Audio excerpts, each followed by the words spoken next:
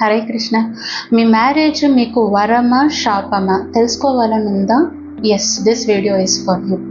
వెనకటి కాలంలో లేదా ఇప్పుడు కూడా వీఆర్ సేయింగ్ కుండలీస్ మ్యాచ్ చేస్తారు. అది ఒక మూఢనమ్మకం అని ఇప్పుడు తరం అంటే జనరేషన్ అనుకుంటారు. కానీ there is a very big scientific reason behind that. మీ ఎనర్జీస్ మ్యాచ్ అవుతాయా లేదా, very important. Next, karmic effect ఉందా వీళ్ళిద్దరి మధ్య? ఎలాంటి కార్మిక్ ఎఫెక్ట్ ఉంది? పాజిటివ్ అయితే ఎవ్రీథింగ్ గోస్ ఫైన్, నెగటివ్ అయితే everything comes down. This is also very very important that rules your entire married life. Let me explain what you mean by negative karmic effect. మీకు తెలుసా, కర్మ అంటే previous action ఏమేమి చేశారో మీరు past లైఫ్లో, దానికి reaction, that we call it as a karmic effect. దాన్ని తీర్చడానికి మనం పదే పదే we come into the different జన్మస్. ఇంకొక విషయం చెప్పాలంటే, ఎవరైతే మీ క్లోజ్ అంటే spouse, especially kids, siblings, parents, they are either your very loved ones or they are your enemies. Yes, నేను చెప్తుండేది 100% true. If they are your very loved ones అయితే మీరు ఆలోచించాల్సిన అవసరమే లేదు. ఎందుకంటే ఎవ్రీథింగ్ విల్ గో ఫైన్. వాళ్ళు మీకు హెల్ప్ చేయడానికే వచ్చారు. వాళ్ళ వల్ల మీకు ఎప్పుడు సక్సెస్సే దొరుకుతుంది, ప్రేమనే దొరుకుతుంది, and you're always on the right path. But go to the other edge of the coin. If you have a negative effect with your, say, నేను ఇప్పుడు ఈ వీడియోలో ఓన్లీ స్పౌస్ గురించి మాట్లాడతాను. You have a negative karmic effect with your spouse అంటే, say for example ఒక enemy ఉన్నారనుకోండి. He is like, మీరు ఏదో తనకి చేశారు, తను ఎంతగా మీ ద్వేష చేస్తున్నారంటే నెక్స్ట్ జన్మలో అయినా వచ్చేసి నేను దీన్ని తీర్చుకుంటాను అని అనుకున్నారనుకోండి. నెక్స్ట్ జన్మలో మీకు ఇమాజిన్ చేసుకోండి, మిమ్మల్ని చాలా ఎఫెక్ట్ చేసే ఒక బంధం ఏమి చెప్పండి, అస్సలు బద్దలు కొడితే మిమ్మల్ని ఎక్కడ మీకు మీ జీవితం స్కాటర్ అయిపోతుంది. That is your spouse. అలాంటి వాళ్ళు ఎక్కువ percentage they will come as your spouse. దానికి మీరు చూడండి, డైవర్స్ కేసెస్ ఉంటాయి, అండ్ రిలేషన్షిప్లో ఉండి వెళ్ళిపోయారు, అది నన్ను డిప్రెషన్లో తోసేసింది అంటారు, ఎంతో బాధపడిపోతున్నారు. All these are examples of this అండి. అంటే they didn't come into your life just, కానీ simply they didn't come and live అండి. వెనక జన్మలో మీరు చేసిన కర్మ, వాళ్ళతో ఉండే karmic effect, they had to ఎంత ఇవ్వాలో అంత దుఃఖం వాళ్ళు మీకు ఇవ్వాలి యాజ్ ఎ రూపం ఆఫ్ పనిష్మెంట్ రూపంలో ఎంతగా ఇవ్వాల్సిందో అంత దుఃఖం ఇచ్చేసి వెళ్ళిపోతారు. అండ్ దాట్ రియాక్షన్ లైక్ మీరు డిప్రెషన్లో వెళ్ళిపోవడం, మళ్ళీ పెళ్లి చేసుకోకపోవడం, తాగుడికి అలవాటు అయిపోవడం, ఇవన్నీ అవుతాయండి. So be very careful. మీరు ఏదైనా రిలేషన్షిప్లో ఉండాలనుకుంటే కూడా what is your karmic bond with that person తెలుసుకోండి. Either if you want to marry, what is your karmic bond with your spouse, ఇది తెలుసుకోండి. ఎలా తెలుసుకోవడం అంటే, akashic reading is a very beautiful modality where you come to know. నేనైతే I suggest every person, కుండలి చూస్తారు fine, కానీ కుండలిలో మనకేం కనిపిస్తుందంటే ఇన్ని గుణాలు మ్యాచ్ అయ్యాయి అని కనిపిస్తుంది. కానీ ఆకాశిక్ రీడింగ్ అనే మొడాలిటీలో కంప్లీట్లీ ఏ పర్సన్ అయితే మీరు మ్యారేజ్ చేసుకోవాలనుకుంటున్నారో ఫస్ట్ వాళ్ళతో మీ రిలేషన్ అసలు అవుతుందా లేదా, అయితే అది ఎలా మిమ్మల్ని ఎఫెక్ట్ చేస్తుంది, పాజిటివ్ వే, నెగటివ్ వే. మంచి కార్మిక్ బాండ్ ఉందనుకోండి, that will give you a success. Negative karmic bond ఉందనుకోండి, that will lead to many consequences like divorce, breakup, all these things. I request everybody take the akashic reading before getting married or before getting into the relationship, so that మీరు fail అవ్వడానికి chance ఇవ్వకండి. And see that 100% that relation will become success and మీరు అందరూ హ్యాపీగా ఉంటారు. I'll give you one very simple example. ఒక మనిషి జీవితం, ఇద్దరు మనుషుల జీవితం అండ్ వాళ్ళకి అసోసియేటెడ్ వాళ్ళ జీవితం ఎలా నాశనం అయిపోతుంది అనడానికి ఇది ఒక సింపుల్ ఎగ్జాంపుల్. జెంట్ నా దగ్గరకి కాల్ చేసి అడిగారు, నాకు ఇలా మ్యారీడ్ లైఫ్లో ప్రాబ్లం ఉంది, I wanted to know why this is happening అని. We had is akashic reading. Before getting into the akashic reading నేను వాళ్ళ లైఫ్ హిస్టరీ తెలుసుకుంటాను.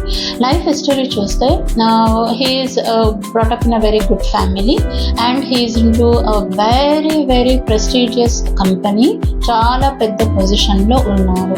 ఎంత పెద్ద పొజిషన్ అంటే తను చెప్తున్నారు ఒక ఎంటైర్ ఏరియాకి, ఒక పర్టికులర్ డొమైన్కి హీఈస్ ఎ లీడర్.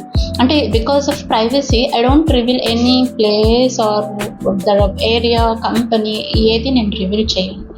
కానీ జస్ట్ అండర్స్టాండ్, అంత పెద్ద పొజిషన్లో ఉన్నారు. ఫైనాన్షియలీ ఆల్సో హీ టెల్స్ ఒక సర్టన్ పాయింట్ వరకు he was very very very very fine. Gradually ఇప్పుడు పిల్లలు సెటిల్ అయిపోయినారంటే పేరెంట్స్కి ఒక థాట్ ఏముంటుందంటే నెక్స్ట్ మ్యారేజ్ చేయాలి, వాళ్ళు బాగా సెటిల్ అయిపోవాలి, వాళ్ళకి పార్ట్నర్ దొరకాలి. ఇది వాళ్ళు కూడా అందరిలాగే కుండలీస్ మ్యాచ్ చేశారు.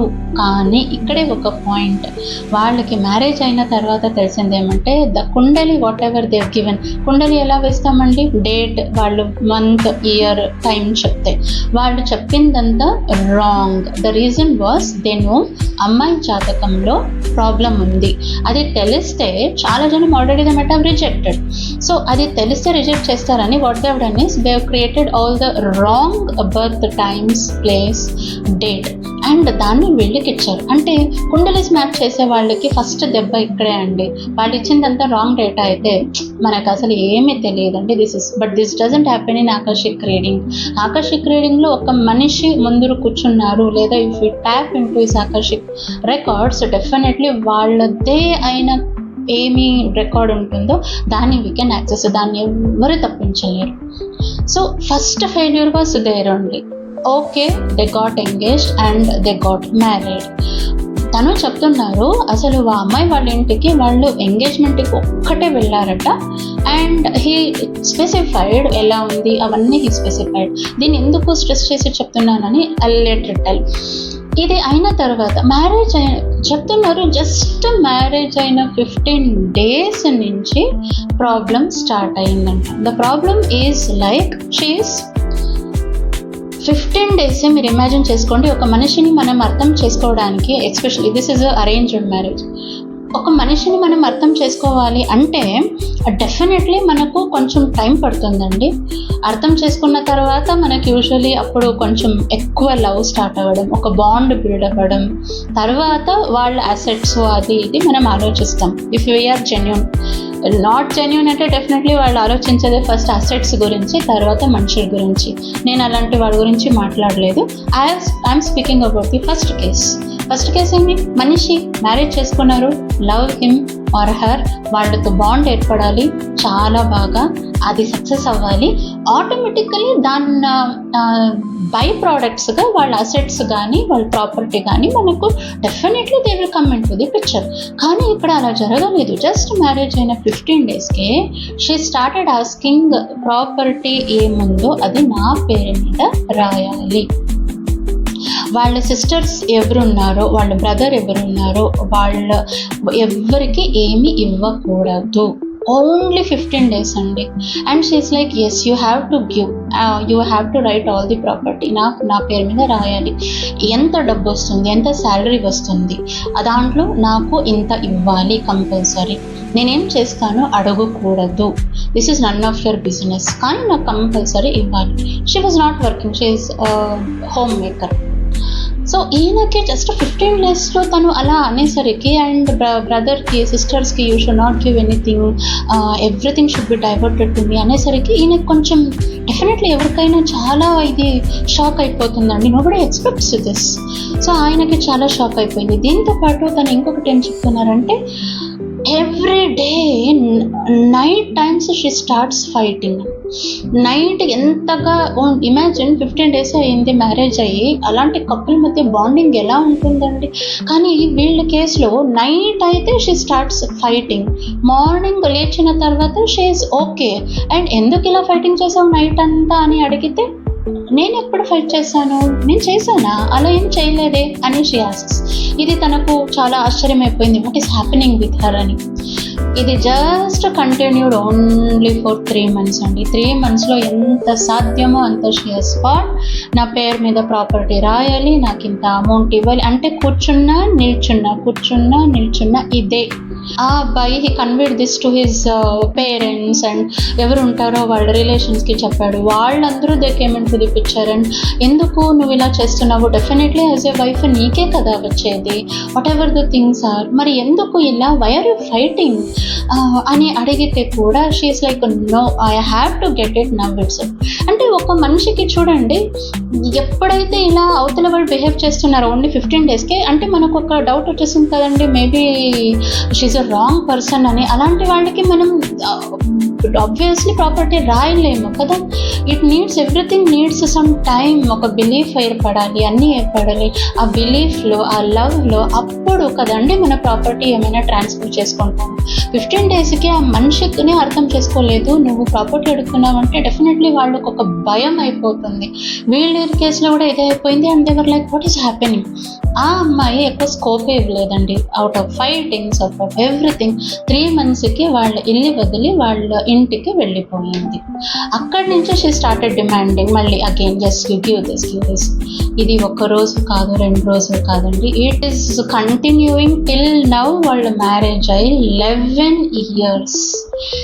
3 monthsకి ఆమె అక్కడికి వెళ్ళిపోయింది. అప్పటి నుంచి she has neither come to this house. ఈయన కూడా అక్కడికి వెళ్ళలేదు. వాళ్ళిద్దరి మధ్య ఎలాంటి బాండింగ్ లేదు. ఉంటే ఒక court case. He has applied for the divorce case. Like ఇంకా ఈ రిలేషన్తో ప్రాబ్లమే ఉంది కానీ ఇంకేం లేదు అని he has applied for the divorce case. But that lady she is not even ready to even give the divorce. దానికి కూడా రెడీ లేదు. తను కావాలి, తన ఆస్తి కావాలి, తన ప్రాపర్టీ కావాలి, తన వాళ్ళెవ్వరూ వద్దు. She want to dominate him. So ఈ కేసెస్ ఇప్పటి వరకు నడుస్తూ ఉంది. ఇప్పటి వరకు ఆ కేసుకి పరిష్కారం అనేది దొరకలేదండి. దీన్ని నేను జస్ట్ షార్ట్ కట్ చెప్తున్నాను. ఇక్కడ చాలా లిటిగేషన్స్ జరిగినాయి. Video will become very big, so I'm just cutting it off. ఇప్పటి వరకు they both are under the cases. ఇప్పటి వరకు they both are still suffering on the cases and she is not ready to live him. So ఇది తన problem. ఇప్పుడు తనకి ఎలా అయిపోయిందంటే డైవర్స్ ఇస్తే నెక్స్ట్ ఏమైనా మ్యారేజ్ చేసుకోవచ్చు, డైవర్స్ ఇవ్వడం లేదు. కోర్టు చుట్టూ తిరుగుతూనే ఉన్నారు, అమౌంట్ ఖర్చు అయిపోతూనే ఉంది. మానసికంగా నెమ్మది. వాళ్ళిద్దరు పేరెంట్స్ డెత్ అయిపోయిందండి. వాళ్ళ పేరెంట్స్ లేరు, ఏకాంగి అయిపోయారు. ఇంట్లో ఎవ్వరు లేరు. నిండు కుటుంబంతో పిల్లలతో సుఖంగా ఉండాల్సిన మనిషి ఏకాంగిగా ఇంట్లో ఒక్కరే సఫర్ అవుతూ. And he told last 2 years నుంచి ఫైనాన్షియలీ కూడా చాలా చాలా ఇబ్బంది. అంటే అన్నెసెసరీగా ఖర్చులు ఎక్కడ ఖర్చు అవుతుందో తనకే తెలియడం లేదు అని చెప్తున్నారు. ఇంతకుముందే చెప్పాను, financially he was very sound. But 2 years నుంచి ఫైనాన్షియలీ కూడా ప్రాబ్లమ్ ఎంతగా స్టార్ట్ అయిపోయిందంటే he doesn't know what is happening with him. Unnecessary car ఖర్చు వచ్చేసింది. ఎగ్జాంపుల్, thousands టుగెదర్ వెళ్ళిపోయింది. ఏసీ ఖర్చు వచ్చింది, thousands టుగెదర్ వెళ్ళిపోయింది. ఏదో ఇల్లు కడుతున్నారు, అన్నెసెసరీగా ఏదో పడిపోయింది. డబుల్ రీవర్క్, ఎంతో అమౌంట్ మళ్ళీ ఖర్చు చేయడం. అంటే ఇవన్నీ చిన్న ఎగ్జాంపుల్స్ అండి. ఇలా కంటిన్యూస్లీ అవుతూనే ఉంది. అండ్ ఈస్ టెలింగ్ బాగుండే ఫైనాన్షియల్ కాస్త జీరో అయిపోయి is going in to debts. అప్పులు అయిపోయినాయి అని చెప్తున్నారు. అంటే అంత పెద్ద పొజిషన్లో ఉండే మనిషికి అప్పులు అవ్వడం అనేది మోస్ట్లీ నేనైతే నమ్మను. But it is happening. So he came up with all these things. మానసిక నెమ్మది లేదు, లైఫ్లో గ్రోత్ లేదు, ఫైనాన్షియలీ కూడా గెటింగ్ నెగటివ్.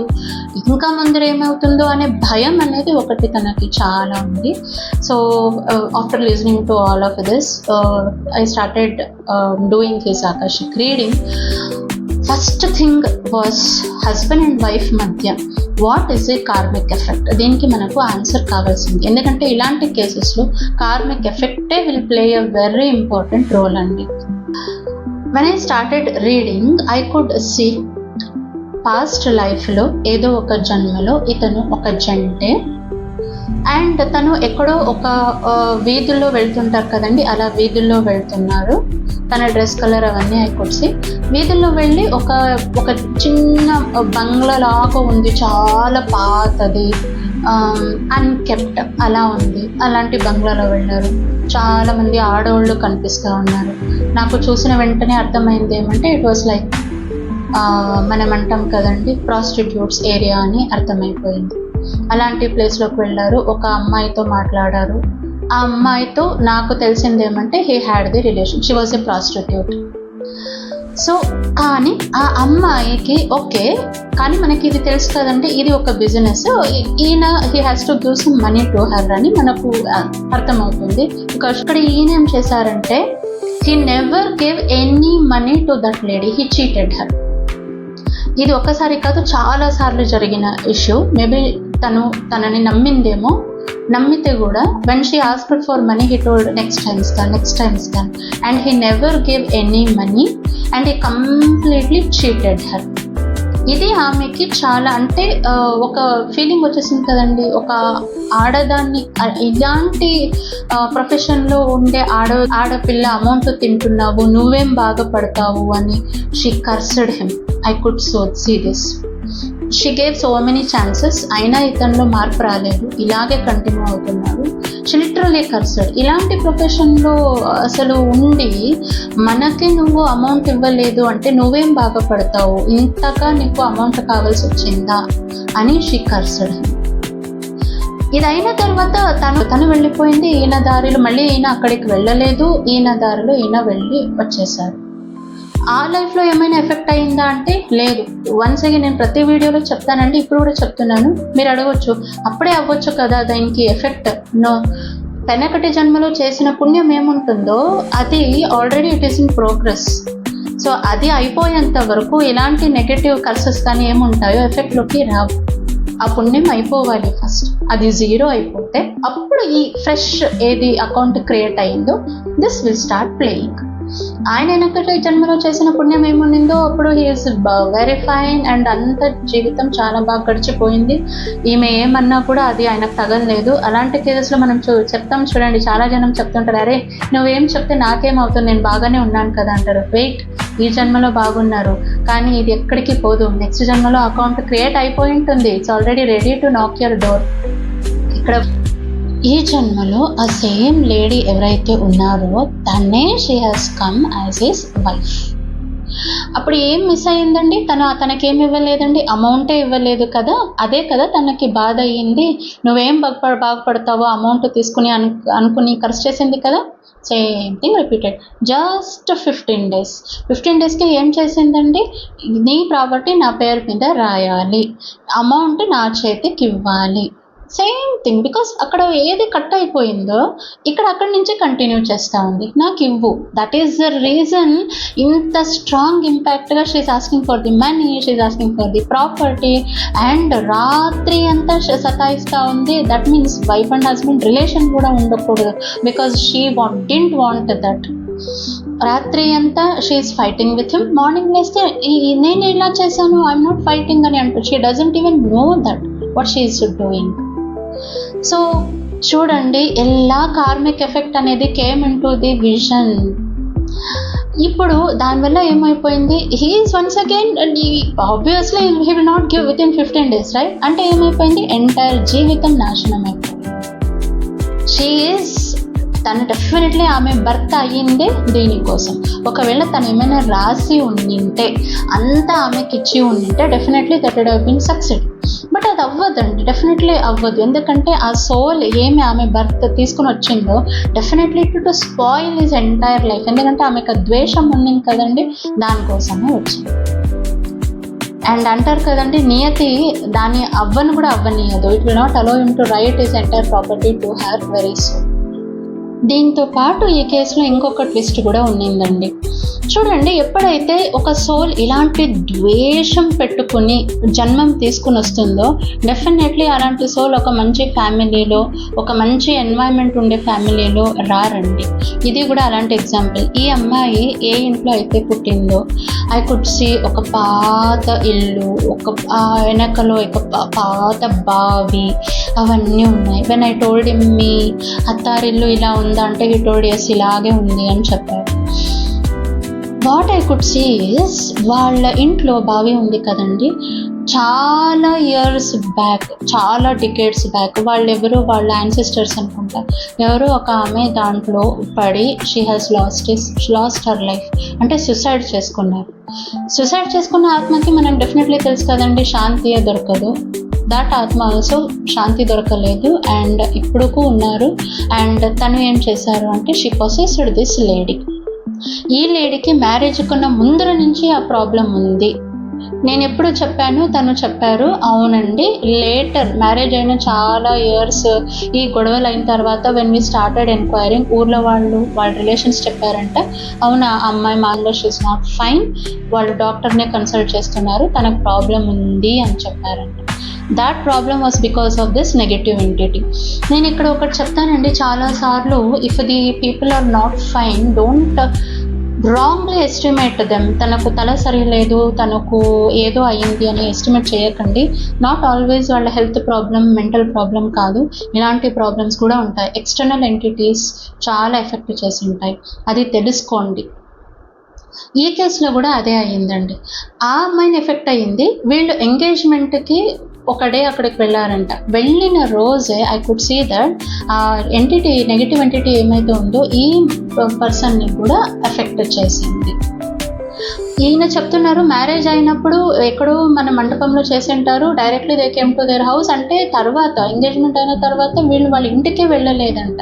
అంటే the day they got engage అప్పుడే తనకు ఎఫెక్ట్ అయిపోయింది. సో ఇక్కడ ఏమవుతుంది అంటే ఆ entity is affecting both husband and wife. అంటే ఆ వైఫ్ని మెంటలీ ఇట్ ఈస్ అఫెక్టింగ్, ఈ మనిషిని కూడా ఇట్ ఈస్ అఫెక్టింగ్ స్లోలీ. అంటే తన so this is happening slowly. ఇప్పుడేమైపోయింది, 2 years బ్యాక్ నుంచి చూడండి, ఒక మనిషికి దెబ్బ కొట్టాలంటే ఫస్ట్ తన రిలేషన్స్ని సపరేట్ చేసేస్తే మానసికంగా కుంగిపోతారు. సెకండ్ థింగ్ ఫైనాన్స్ లేదంటే మనిషి బతుకున్నా సచ్చినట్లే. ఇంకా హెల్త్ పోయిందంటే ఇంకా అయిపోయింది, that is end of the life. ఇక్కడ కూడా ఫస్ట్ థింగ్ రిలేషన్ లేదు, మనిషి సస్తూ బతుకుతా ఉన్నారు. 2 years నుంచి ఫైనాన్షియలీ నెగటివ్ జోన్లోకి వచ్చేసారు. అండ్ ఐ కుడ్ సీ ఇది ఇలాగే కంటిన్యూ అయితే third thing it will effect his health also. మరి ఓకే, మన ప్రాబ్లం అయితే అర్థమైపోయింది.